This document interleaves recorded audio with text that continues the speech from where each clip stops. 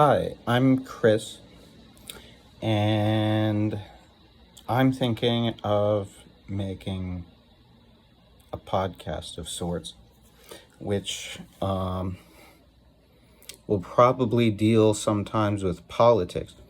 I don't really identify with politics as such.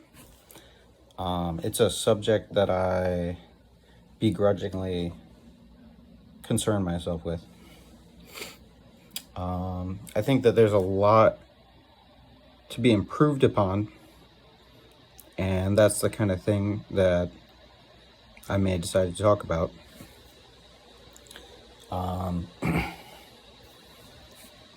So, first of all, I think that populism is a major threat to the democratic process because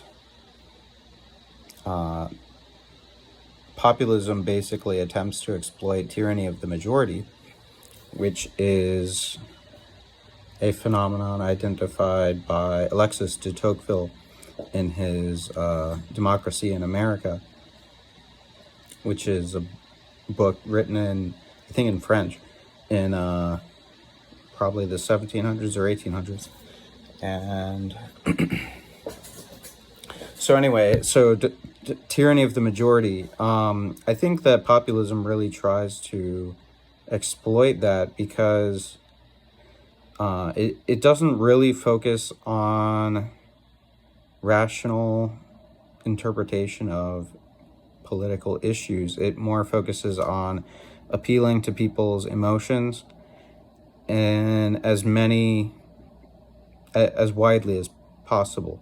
So I think that populism is dangerous, is a threat to democracy, and I think that the two-party system is also a big threat to democracy, actually, because you have two political parties, and the more divided they are against each other, the more populism is employed by politicians who are seeking to win elections.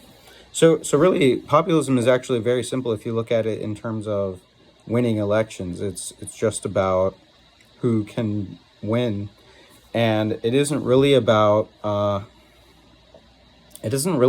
voters themselves, because the politicians, especially if they're narcissists, they're just trying to win at any cost. And so I feel very alienated from the entire U.S. political system. I think that Republicans have gone insane. Donald Trump, they're in a parasocial relationship with Donald Trump. It's a one-way relationship of probably admiration, and I think Trump doesn't really respect his own voting base. Maybe a little bit, but I think he's a showman, and he's just making a to-do out of nothing. I think politics, if it's done correctly, it should just be boring. It should be, you go to the voting booth on election day and you vote for someone who you think represents you and your interests. And I think that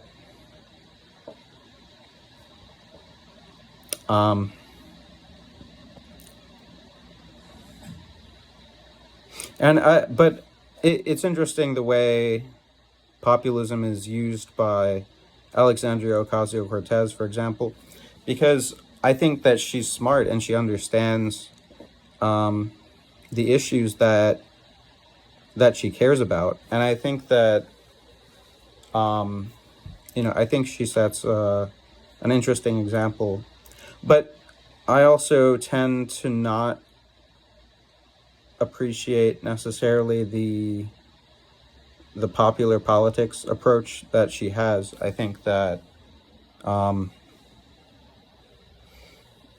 I think that you know, she's interested in populism, and she's interested in emotional rhetoric and persuasion, which is fine. I guess she has a voting base that she likes and appreciates, and I think that she does respect her voters, which I think to some extent maybe that's why she does that, because a lot of people don't have the education, the academic background that she has, and I think that, you know, she understands that, and I think that she respects her voting base, which is good. It's different from Donald Trump and Joe Biden. You know, don't really get me started on Joe Biden because I think he's a clown like Trump. You know, I think he was really exploiting the adrenaline rush that has kind of poisoned politics in the United States. And I really think that the U.S. it's selfish and narcissistic. I think that we need to care more about the rest of the planet. You know, there are 192 other nations in the United Nations, apart from the United States, and we take up a majority of the world's attention. You know. So I'm a little bit cynical about the United States. Not cynical. I wouldn't say I'm cynical. I think of myself as a realist.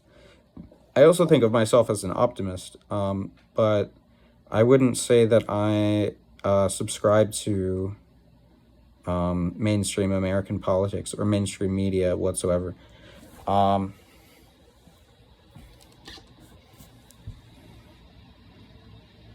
You know, so that's I guess an interesting introduction by me, and maybe we'll see if this goes anywhere.